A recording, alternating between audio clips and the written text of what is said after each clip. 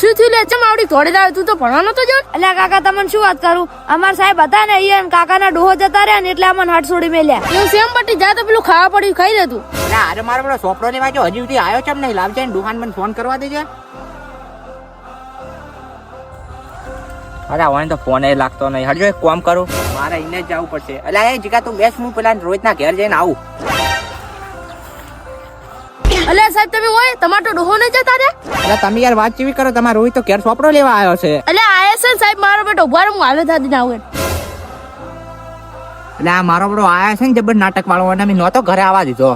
લો સાહેબ ઓને લઈ જાઓ, ઘેર જ ના આપે દેહો. તું ને આવો પતંગ વાળો ચાંદો થઈ ગયો. હેડ તને હાલમાં ખબર પડે હવે. એને માર ડોહાન માર નાખ્યો. કે તો પેલો ડોહો હતો એટલે કશું બોલ્યો નતો. જા લે રોજ હું ગયા તો ના કોમ ના કરે. અલ્યા જીગા આ તો મારથી ભૂલ થઈ જઈ, આવું કદી નહીં કરું હવે.